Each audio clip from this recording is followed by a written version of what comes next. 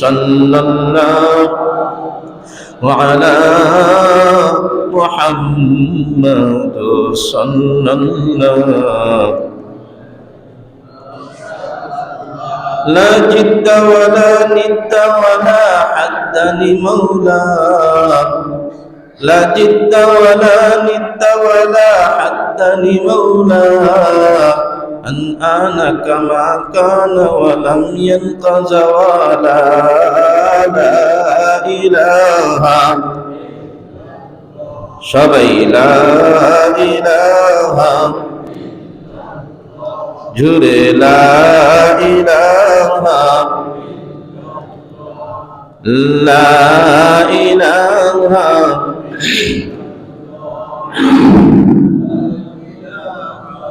ইল্লাল্লাহ লা ইলাহা ইল্লাল্লাহ মুহাম্মাদুর রাসূলুল্লাহ সাল্লাল্লাহু আলাইহি ওয়াসাল্লাম। সম্মানিত উপস্থিতি, আমরা আলোচনা করতেছিলাম মা বাবার খেদমতের বিষয়ে। সন্তানের উপর মা বাবার কি হক, এই বিষয়ের উপর আলোচনা করতেছিলাম। আল্লাহ রাব্বুল আলামিনের পরে আসমান নিচে জমিনের উপরে আল্লাহ রাব্বুল আলামিনের পরে একমাত্র কেবলমাত্র দয়ালু মানুষটা হলেন তিনি হলেন মা। তিনি হলেন মা। হযরত রাসূল করিম সাল্লাল্লাহু আলাইহি ওয়াসাল্লামকে সাহাবায়ে কেরাম জিজ্ঞেস করলো, এক সাহাবী জিজ্ঞেস করলো, ইয়া রাসূলুল্লাহ মান আহাক্কু বিহুসনি সাহাবাতি। ইয়া রাসূলুল্লাহ, আমার কাছে সব ব্যবহার পাওয়ার সবচাইতে হকদার ব্যক্তিটাকে? রাসূলুল্লাহ সাল্লাল্লাহু আলাইহি ওয়াসাল্লাম বললেন, উম্মুকা। ক্বালা উম্মুকা। রাসূল সাল্লাল্লাহু আলাইহি ওয়াসাল্লাম বললেন, তোমার মা। ওই ব্যক্তি, ওই সাহাবী আবার প্রশ্ন করল, তারপর কে? রাসূল সাল্লাল্লাহু আলাইহি ওয়াসাল্লাম বললেন, উম্মুকা, তোমার মা। ওই সাহাবী আবার প্রশ্ন করল, সুম্মা মা, তারপর কে? রাসূল সাল্লাল্লাহু আলাইহি ওয়াসাল্লাম বললেন, উম্মুকা, তোমার মা। তিনবার বললেন মায়ের কথা। এই হাদিসের মধ্যে কয়বার? তিনবার বললেন কার কথা? মার কথা। এরপরে সাহাবী চতুর্থবার আবার প্রশ্ন করল, সুম্মা মা। এইবার রাসূল সাল্লাল্লাহু আলাইহি ওয়াসাল্লাম বললেন, ক্বালা আবাকা। এইবার বললেন, তোমার পিতা। ওয়াফি রিওয়ায়াতিন সুম্মা উম্মুকা সুম্মা উম্মুকা সুম্মা উম্মুকা সুম্মা আবাকা সুম্মা আদনাকা ফাআদনাকা। এরপরে রাসূল সাল্লাল্লাহু আলাইহি ওয়াসাল্লাম অন্য রিওয়ায়াতে আছে, রাসূল সাল্লাল্লাহু আলাইহি ওয়াসাল্লাম এইভাবে বলছেন। প্রশ্ন করছে সাহাবী, রাসূল সাল্লাল্লাহু আলাইহি ওয়াসাল্লাম বলছেন, উম্মুকা সুম্মা উম্মুকা সুম্মা উম্মুকা সুম্মা আবাকা। সাহাবী জিজ্ঞেস করলো, ইয়া রাসূলুল্লাহ, আমার কাছ থেকে সেবা পাওয়ার, সদ্ব্যবহার পাওয়ার সবচেয়ে হকদারকে? রাসূল সাল্লাল্লাহু আলাইহি ওয়াসাল্লাম বললেন, তোমার মা, তোমার মা, তোমার মা। চতুর্থবার বললেন, তোমার পিতা। তারপরে বললেন, সুম্মা আদনাকা ফাআদনাকা। এরপরে তোমার অন্যান্য যত নিকটাত্মীয় আছে, যে যত নিকটে সে তত বেশি হকদার। অন্যান্য আত্মীয় যারা আছে, তারা যত নিকটে, যে যত নিকটে সে তত বেশি তোমার সদ্ব্যবহার পাওয়ার হকদার। তাহলে বোঝা গেল মা বাবার পরে আমার ভাই, মা বাবার পরে আছে আমার দাদা, তারা নিকটবর্তী দাদা দাদি, নানা নানি, খালা ফুফু ইত্যাদি, চাচা, এই তারা হইল আমার নিকটাত্মীয়, তারা বেশি হকদার। এরপরে আরো অন্যান্য আত্মীয় স্বজন যারা আছে তারা হকদার সদ্ব্যবহার পাওয়া। প্রাণের ভাইয়েরা আমার, এই হাদিসের মধ্যে কি পাইলাম? এই কথাটা বুঝতে পারলাম যে বাবার চেয়ে মায়ের হক বেশি। রাসূল সাল্লাল্লাহু আলাইহি ওয়াসাল্লাম তিনবার বলছেন মার কথা, একবার বলছেন বাবার কথা। এইটা কেন?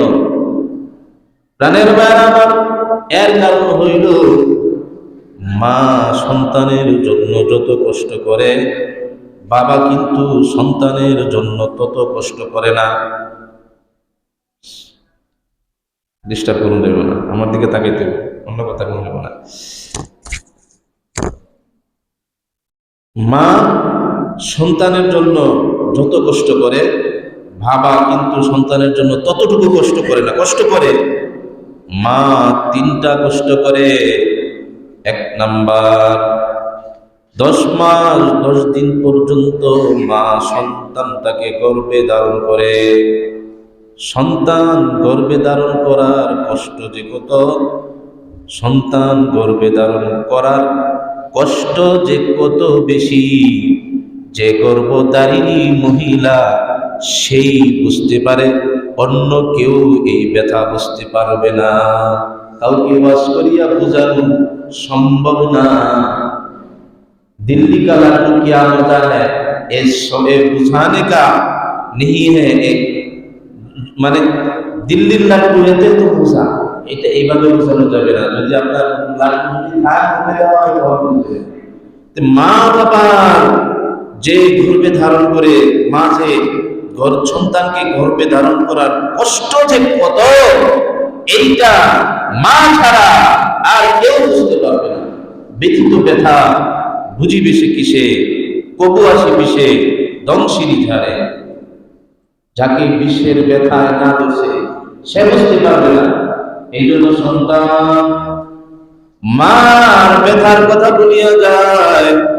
এত কষ্ট করে যে মা তাকে গর্ভে ধারণ করেছে, গর্ভে থাকিয়া আমি আমার মায়ের পেটের মধ্যে লাথি দিতাম, এদিক দিকে যাইতাম, এদিকে লাথি দিতাম। মা সহ্য করে বসে যেত, কান্না করতো, চোখ দিয়া পানি আসতো, বমি করত। ও সন্তান, এই যে কষ্টগুলি আমি তো বুঝি নাই, মাই বুঝতে পারছে একমাত্র। এই কষ্টটা কে বুঝছে? মা। এই যে 10 মাস 10 দিন পর্যন্ত মা সন্তানকে গর্ভে ধারণ করে, তারপরে শুধু কি তাই, এই বাচ্চাটাকে 2 বছর পর্যন্ত, তারপরে আবার প্রসব বেদনা, 2 নাম্বার হলো প্রসব বেদনা।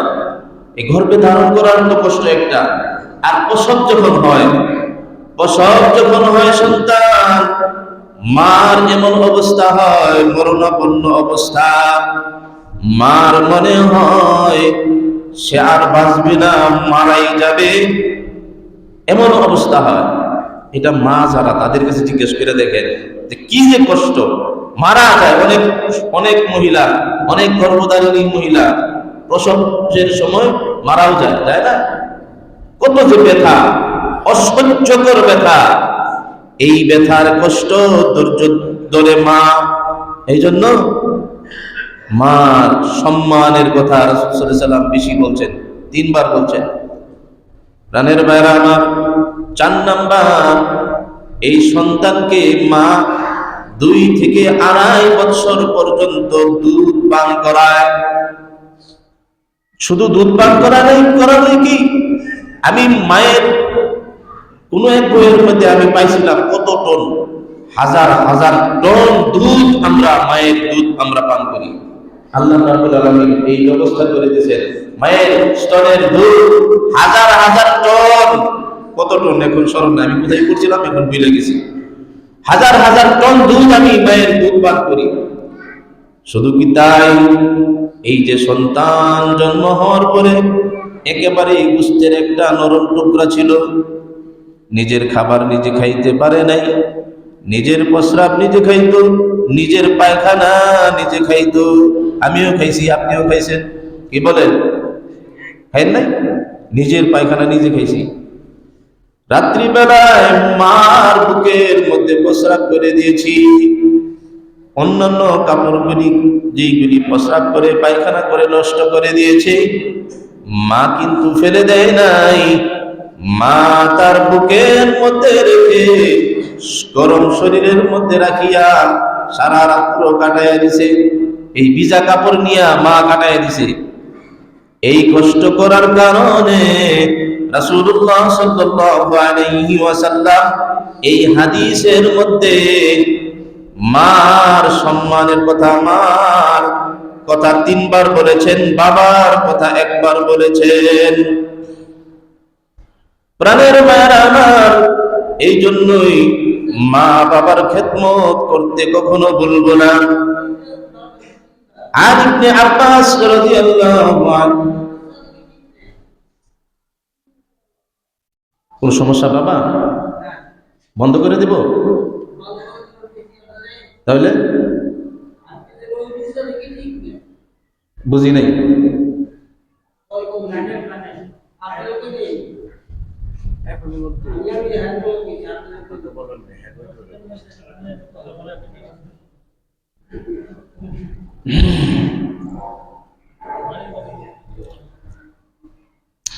কি যেন বলছিলাম?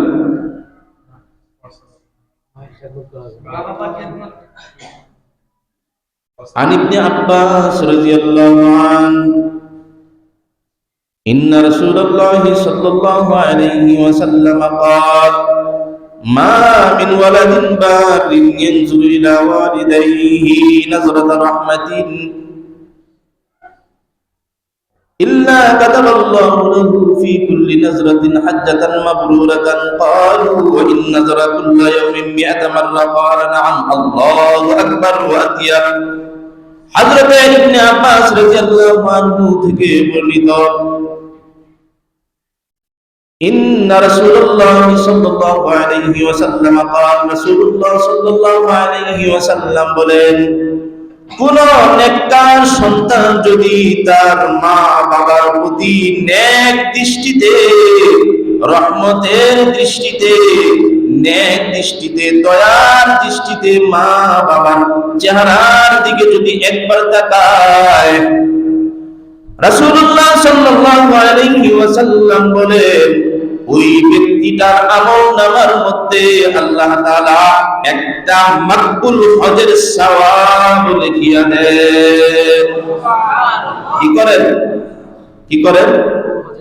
মাকবুল হজ্জের সওয়াব তার আমলনামার মধ্যে লিখিয়ে দেন। কোন নেক সন্তান যদি রহমতের দৃষ্টিতে, দয়ার দৃষ্টিতে বৃদ্ধ মা বাবার চেহারার দিকে তাকায়, চেহারাটা কত নুদুস নাদুস ছিল, চেহারাটা কত সিনসান ছিল, কত সুন্দর ছিল, এখন বৃদ্ধ হওয়ার কারণে চামড়াটা বইলা গেছে, এখন কত একটু অসহায় দেখা যায়। এই দয়ার দৃষ্টি যদি কোন সন্তান মা বাবার চেহারার দিকে একবার তাকায়, আল্লাহ রাব্বুল আলামিন ওই সন্তানের আমলনামার মধ্যে একটা কবুল হজ্জের সওয়াব লিখিয়ে দেন। প্রাণের আমার সাহাবায়ে কেরাম জিজ্ঞেস করেন, ক্বালু ইয়া রাসূলুল্লাহ ওয়া ইন নাযারা কুল্লা ইয়াউমিন 100 মাররা। সাহাবায়ে কেরাম জিজ্ঞেস করেন, ইয়া রাসূলুল্লাহ, কোন সন্তান যদি তার মা বাবার প্রতি দৈনিক 100 বার তাকায়, তাহলেও কি আল্লাহ তাআলা তাকে এই সওয়াব দিবেন? রাসূলুল্লাহ সাল্লাল্লাহু আলাইহি ওয়াসাল্লাম বললেন, নাম, আল্লাহু আকবার ওয়া আতিয়াব। হ্যাঁ, আল্লাহ সবচেয়ে মহান, আল্লাহ সবচেয়ে পবিত্র, আল্লাহ এই সওয়াব দিতে কোনো কার্পণ্যতা নাই। কার্পণ্য আছে? কম করব আল্লাহ তাআলা সওয়াব দিবে? বলে হ্যাঁ, কোন ব্যক্তি যদি তার মা বাবার প্রতি নেক দৃষ্টিতে 100 বার তাকায়, তাহলে আল্লাহ তাআলা তার আমলনামার মধ্যে 100 কবুল হজ্জের সওয়াব লিখিয়ে দিবেন। সুবহানাল্লাহ।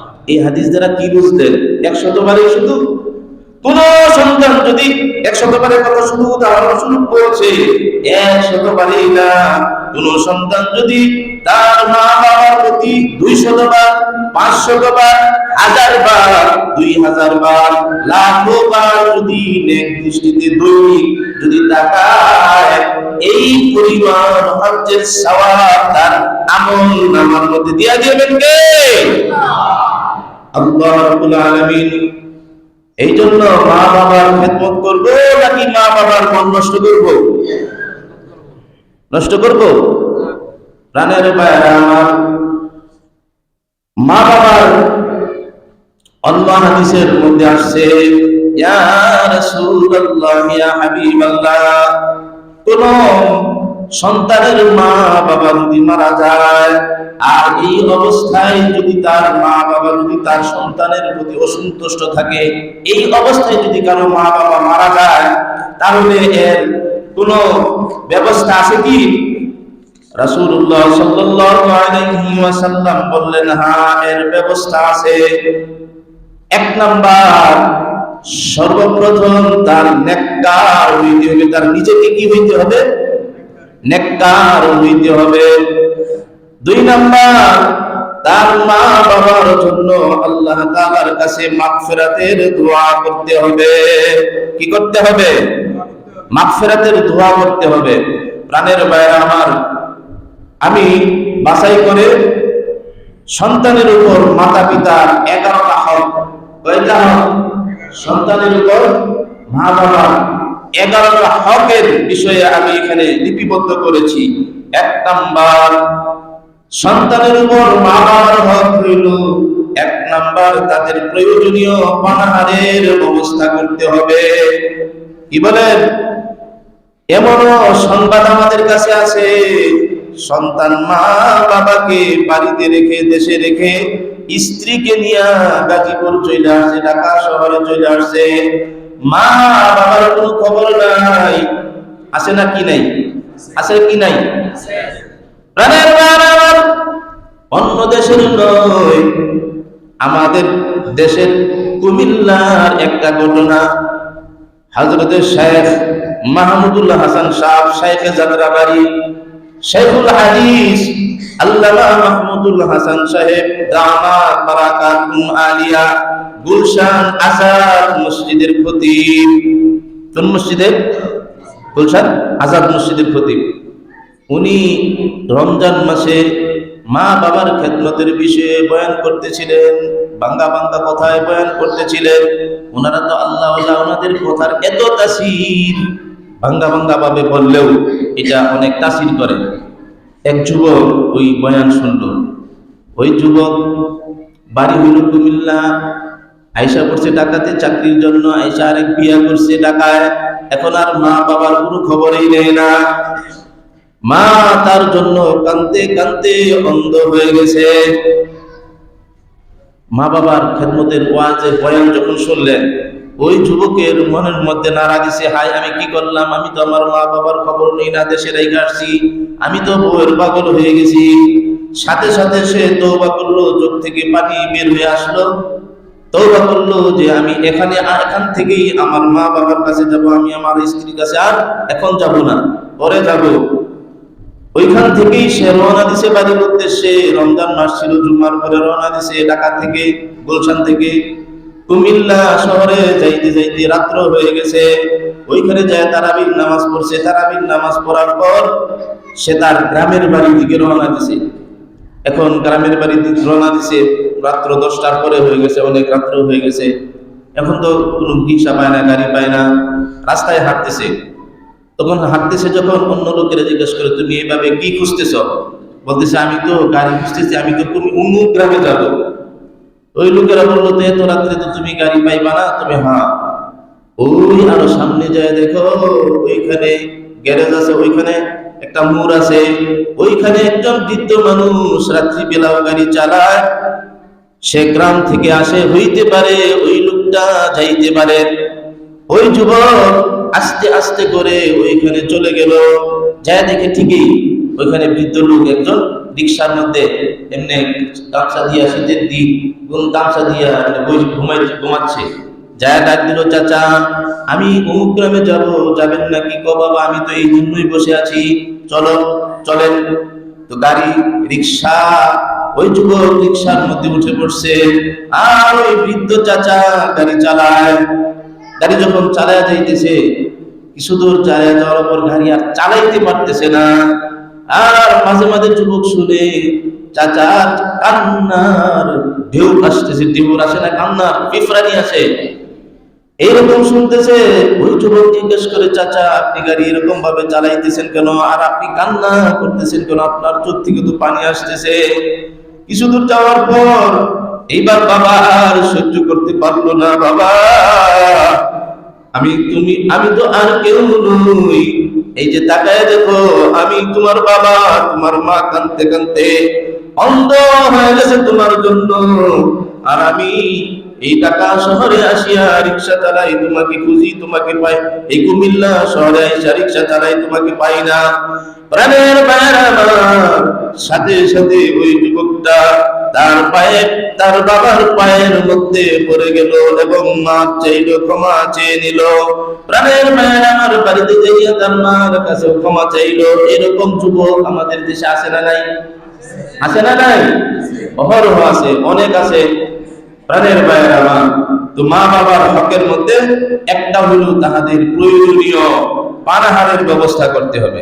মা বাবার সন্তানের জন্য এটা তার গায়ের চামড়া বিক্রি করে হলেও যদি হয়, তারপরেও মা বাবার প্রয়োজনীয় ব্যবস্থা সব করতে হবে। এখানে কোনো বাহানা, কোনো কথা, কোনো যুক্তি, কোনো তর্ক চলবে না। ঠিক না ঠিক? প্রাণের ভাইয়েরা আমার, 2 নাম্বার, প্রয়োজনীয় সময় তাদের খেদমত করতে হবে। যখন ওই মা বাবা যখন, এখন আমার সন্তানের খেদমতের এখন আমার প্রয়োজন নেই, আমি সব নিজের কাজ নিজে করতে পারি, কিন্তু যখন বৃদ্ধ হয় তখন নিজের কাজ নিজে করতে পারে না, ওই সময়টা বাবা মা বাবার খেদমতের প্রয়োজন বেশি হয়। কিন্তু ওই সময় আমরা আমাদের সন্তানেরা কিছু, সবাই না, কিছু সন্তানেরা মা বাবাকে অসহায় ফেলে চলে আসে, মা বাবাকে সহ্য করতে পারে না। মা বাবা যখন বৃদ্ধ হয়, বৃদ্ধ যখন মানুষ হয়, তখন সে একটা ছোট্ট বাচ্চার মতো হয়ে যায়। কি হয়ে যায়? মানুষ যখন বৃদ্ধ হয় তখন ছোট্ট বাচ্চার মতো হয়ে যায়, আর স্বাভাবিক কিছু থাকে না। এই জন্য অনেক কিছু করে, অনেক কথা বলে, বেশি কথা বলে। ওই সময় সন্তান বিরক্ত হয়। সব বিরক্ত হওয়া যাবে না। আমি যখন প্রাইমারি স্কুলে পড়ি, আমার স্যার একটা কথা বলেছিল, এটা আমার জানের মধ্যে এখনো আছে। ঘটনা বলেছিল, আমার স্যার বলেছিল, আল্লাহু আকবার, একদিন বাবা তার ছোট্ট বাচ্চাকে নিয়ে উঠানের মধ্যে, শীতকালে রৌদ্র থাপায়, রৌদ্রের মধ্যে বসা, চেয়ারের মধ্যে আম গাছের মধ্যে একটা কাক বসা। সন্তান জিজ্ঞেস করে, বাবা এটা কি করে কাক? আবার জিজ্ঞেস করে, বাবা এটা কি কাক? আবার জিজ্ঞেস করে, বাবা এটা কি কাক? এরকম ভাবে যতবার জিজ্ঞেস করে, বাবার কাছে আনন্দ লাগে, আমার সন্তান আমার কাছে জিজ্ঞেস করতেছে, বারবার উত্তর দেয়। প্রাণের ভাইয়ের আমার, ওই ছেলেটা, ওই সন্তানটা যখন যুবক হইল, যুবক বয়সে ওই উঠানের মধ্যে, ওই চেয়ারের মধ্যে বসা, সাথে তার ওই যুবক সন্তানটা এখানে বসা।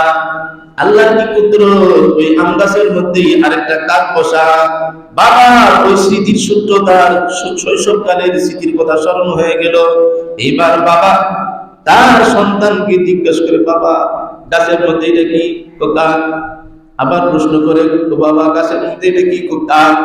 আবার প্রশ্ন করে, গাছের মধ্যে এটা কি কাক? এবার 3 বার 4 বার যখন তুই বুঝো না, যা এখন পুরা বয়স হয়ে গেছে, এত যে কাক তুমি চিনো না, বারবার প্রশ্ন করো। এবার বাবা চোখের পানি গুলি ছেড়ে দিয়া বলে, বাবা আমি চিনি এটা কাক, কিন্তু তোমাকে আমি পরীক্ষা করার জন্য এইভাবে বারবার জিজ্ঞেস করলাম। তুমিও একদিন এই চেয়ারের মধ্যে আমি বসা ছিলাম, তুমি আমার কোলের মধ্যে ছিলে, তুমি ছোট্ট ছিলে, জিজ্ঞাসা করেছিল এটা কি? বারবার তুমি যতই জিজ্ঞাসা করেছিলে এটা কি, আমার মনের মধ্যে আনন্দ লাগছিল আমার বাবা কথা বলে, এই জন্য আমি বারবার উত্তর দিছি, কোনো কষ্ট পাই নাই। আর আমি তোমাকে মাত্র 4 বার জিজ্ঞাসা করলাম, তুমি আমার দিকে খেপে গেলা। এই হলো আমাদের সন্তানদের অবস্থা। আমরা বুঝি না, কি বলেন? যদিও এটা আমার স্যারের, আমার উস্তাদের কাছ থেকে আমি শুনেছিলাম, আপনাদেরকে শুনাইলাম। প্রাণের ভাইয়ের আমার, এই জন্য মা বাবার সাথে কখনো বেয়াদবি করব না। ওই কোরআনের আয়াতের মধ্যে আছে না, লা ওয়ালা তাকুল্লাহুমা উফফি, উফ শব্দটা বলা যাবে না।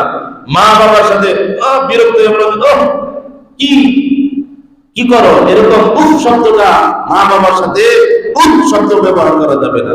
মা বাবার মনের মধ্যে সামান্যতম আঘাত দিয়া কোনো কথা বলা যাবে না। মা বাবার খেদমত করবো তো ইনশাআল্লাহ, মা বাবার সাথে বেয়াদবি করবো না তো ইনশাআল্লাহ, কোনো ধরনের বেয়াদবি করা যাবে না। عن أسماء بنت أبي بكر رضي الله عنه قالت قدمت علي أمي وهي مشركة في عهد قريش قلت يا رسول الله إن أمي قدمت علي وهي راغبة فأفسدها قال نعم سلوها حضرت আসমা বিনতে আবু বকর রাদিয়াল্লাহু আনহা থেকে বর্ণিত, তিনি বলেন, আসমা রাদিয়াল্লাহু আনহা বলেন, হুদাইবিয়ার সন্ধি যখন হচ্ছিল, ওই সন্ধির সময় আমার মা আমার কাছে আসলো।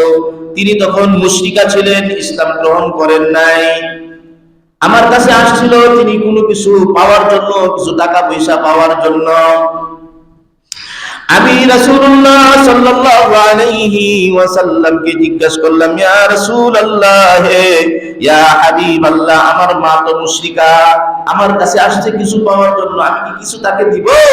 রাসূল সাল্লাল্লাহু আলাইহি ওয়াসাল্লাম বলেন, হ্যাঁ, না ক্বালা নাআম সিলুহা, হ্যাঁ তাকে তুমি দাও।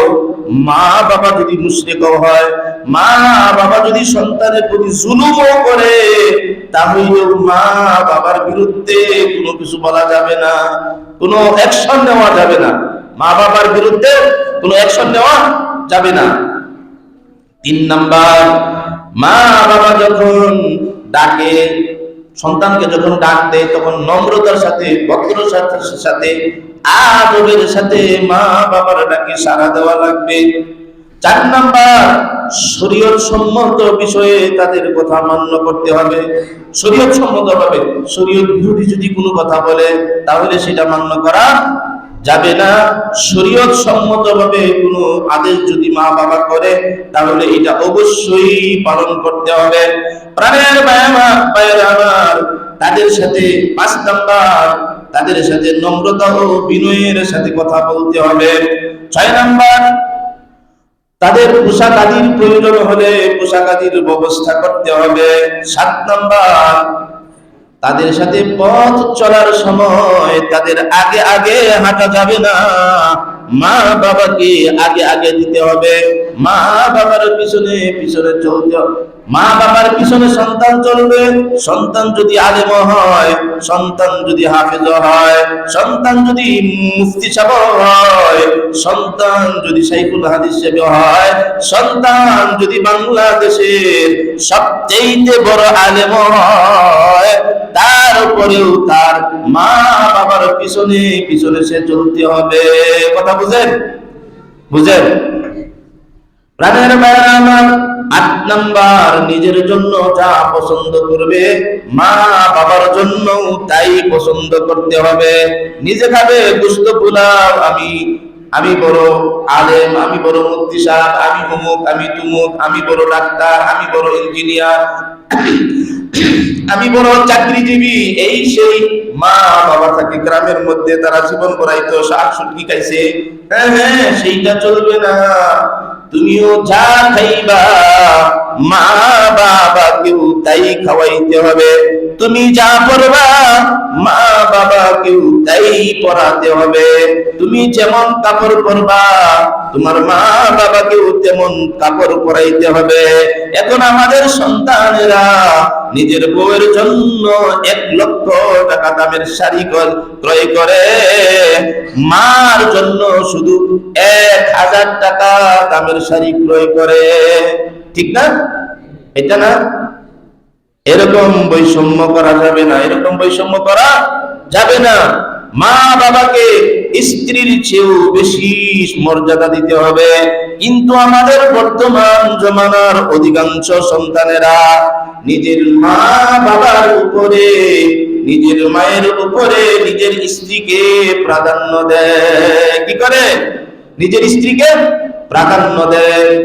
প্রাণের ভাইয়েরা আমার, হযরতে আল্লামা রাদিয়াল্লাহু আনহুর মৃত্যুর সময় তিনার স্ত্রী রাসূলুল্লাহ সাল্লাল্লাহু আলাইহি ওয়াসাল্লামের কাছে আসলেন। আয়েশা বলতেছে, ইয়া রাসূলুল্লাহ, ইয়া হাবিবাল্লাহ, আলকামা মৃত্যু শয্যায় শায়িত, কিন্তু তিনার মুখ দিয়ে তো কালিমা বের হচ্ছে না, কালিমা পড়ছে না। রাসূলুল্লাহ সাল্লাল্লাহু আলাইহি ওয়াসাল্লাম বেলাল রাদিয়াল্লাহু আনহু সহ কয়েকজন সাহাবায়ে কেরামদেরকে পাঠিয়ে দিলেন, যাও আলকামাকে যাইয়া কালিমা তালকিন করো। তারা যাইয়া আলকামাকে কালিমার তালকিন করলো, কিন্তু আলকামার মুখ দিয়া কালিমা বের হয় না। হযরতে বেলাল রাদিয়াল্লাহু আনহু দৌড়াইয়া আবার রাসূলুল্লাহ সাল্লাল্লাহু আলাইহি ওয়াসাল্লামের কাছে গেলেন, যাইয়া বলতেছেন, ইয়া রাসূলুল্লাহ, ইয়া হাবিবাল্লাহ, আলকামার মুখ দিয়া তো কালিমা বের হয় না, আমরা অনেক চেষ্টা করেছি, কিন্তু কোনোভাবেই তার মুখ দিয়া কালিমা বের হয় না। রাসূল সাল্লাল্লাহু আলাইহি ওয়াসাল্লাম পেরেশান, কি ব্যাপার, এর মধ্যে অন্য কোনো রহস্য আছে? বেলাল রাদিয়াল্লাহু আনহুকে বললেন, বেলাল, তুমি যাও, তাড়াতাড়ি যাও, আলকামার মার কাছে যাও, যাইয়া বলো তার যদি সময় থাকে তাহলে সে যেন আমার কাছে আসে, আর যদি সে আসতে অপারগ হয় আমি মুহাম্মদ নিজে তার কাছে যাব। বেলাল রাদিয়াল্লাহু আনহু আলকামার মার কাছে যাইয়া রাসূলের কথা যখন বলল, আলকামার মা বৃদ্ধ অবস্থা থাকলেও কষ্ট করিয়া মার কাছে দৌড়াইয়া চলে আসলো, রাসূলের কাছে দৌড়াইয়া চলে আসলো। প্রাণের ভাইরা আমার, এইবার রাসূলুল্লাহ সাল্লাল্লাহু আলাইহি ওয়াসাল্লাম আলকামার মাকে জিজ্ঞেস করে, ও মা, ও আলকামার মা, তুমি কি, তোমার সাথে আলকামা কেমন ব্যবহার করতো, আলকামা কেমন লোক ছিল? এইবার মা ডাক দিয়া বলে, ইয়া রাসূলুল্লাহ, ইয়া হাবিবাল্লাহ, আলকামার মতো এত ভালো মানুষ এই এলাকার মধ্যে, মক্কার মধ্যে দ্বিতীয় জন আছে কিনা আমার জানা নাই। আলকামা খুব সৎ মানুষ, আলকামা নামাজি মানুষ, আলকামা তাহাজ্জুদ গুজারি মানুষ, আলকামা কোনো অন্যায় কাজের মধ্যে লিপ্ত হয় না। বলে, শুনলাম ভালো, কিন্তু তুমি তার প্রতি সন্তুষ্ট কিনা? এইবার মা চোখের পানিগুলি ফালাইয়া দেয়, বলে, ইয়া রাসূলুল্লাহ, ইয়া হাবিবাল্লাহ, তার সমস্ত গুণ ভালো, কিন্তু সে তার স্ত্রীকে আমার উপর প্রাধান্য দেয়, তার স্ত্রীর কথাই শুনে, আমাকে আমার কথা শুনে না, তার স্ত্রীকে আমার উপরে কি করে প্রাধান্য দেয়। এইবার রাসূলের আর বুঝতে বাকি নাই, রাসূলুল্লাহ সাল্লাল্লাহু আলাইহি ওয়াসাল্লাম কৃত্রিম অভিনয় করলেন। বেলালকে অর্ডার দিলেন, সাহাবায়ে কেরামদেরকে অর্ডার দিলেন যে তোমরা কার লাকড়ি সংগ্রহ করো, এই লাকড়ির মধ্যে আগুন জ্বালাও, এই আগুনের মধ্যে আলকামাকে পুড়তে হবে, তাকে দুনিয়ার মধ্যে শাস্তি দিতে হবে। এই কথা যখন আলকামার মা শুনলো, আলকামার মার অন্তরের মধ্যে বাধা দিয়া উঠলো, তার অন্তরের মধ্যে আঘাত লাগলো। ডাক দিয়া বলে, ইয়া রাসূলুল্লাহ, ইয়া হাবিবাল্লাহ, এইটা আপনি কি বলেন? আমার সামনে আমার সন্তানকে পুরাইবেন আগুনের মধ্যে, এটা কিভাবে হইতে পারেন? এইটা তো আমি সহ্য করতে পারবো না। রাসূলুল্লাহ সাল্লাল্লাহু আলাইহি ওয়াসাল্লাম বলেন, ও আলকামার মা, তুমি যদি দুনিয়ার আগুনের মধ্যে তোমার সন্তানকে পুরাটা সহ্য করতে না পারো, তাহলে কাল হাসরের ময়দানে যে তোমার সাথে বেয়াদবি করার কারণে তোমার সন্তান এই দুনিয়ার আগুনের চেয়ে কোটি কোটি গুণ মারাত্মক আগুনের মধ্যে পড়বে, তখন তুমি কিভাবে সহ্য করবা? যদি তুমি পারো তাহলে তোমার সন্তানকে তুমি যদি মাফ করিয়া দিতে পারো, মাফ করিয়া দাও। এইবার আলকামার মা চোখের পানিগুলি ছাড়িয়া দিয়া বলে, ইয়া রাসূলুল্লাহ, ইয়া হাবিবাল্লাহ, আমি আমার সন্তানকে ক্ষমা করিয়া দিলাম। প্রাণের ভাইরা আমার, সাহাবায়ে কেরাম দৌড়াইয়া আবার আলকামার বাড়িতে গেলেন। যায়া দেখেন দূর থেকে শোনা যায় আলকামা পড়তেছে, লা ইলাহা ইল্লাল্লাহু মুহাম্মাদুর রাসূলুল্লাহ। কালিমা পড়তে পড়তে আলকামা মৃত্যু হইল। সুবহানাল্লাহ। এই জন্য মা বাবার খেদমত করবে তো, মা বাবার মনে আঘাত দিব না তো, সকলেই মা বাবার খেদমত করবো।